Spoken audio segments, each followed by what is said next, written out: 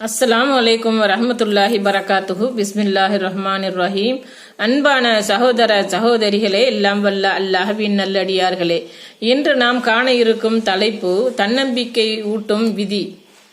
இவ்வுலகில் இறைவனால் படைக்கப்பட்ட அனைத்திலும் பலமான உயிரினங்கள் உண்டு, பலவீனமான உயிரினங்களும் உண்டு.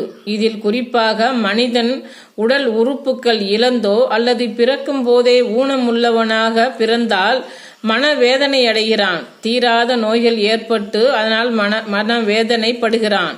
சிந்திக்கும் அறிவு குறைவால் தன்னால் பெரிய அளவு சாதிக்க முடியவில்லையே என்று கவலைப்படுகிறான். இது போன்று எண்ணற்ற விஷயங்களில் ஒருவர் அறிவால், சிந்தனையால், ஆற்றலால், உடல் வலிமையால், ஆரோக்கியத்தால் சிறப்புக்குரியவராக திகழ்வார். அதே வேளையில் இன்னொருவர் மேலே சொன்ன அனைத்து விஷயங்களிலும் ஒருபடி கீழே இருப்பார் அல்லது மிகவும் கீழ்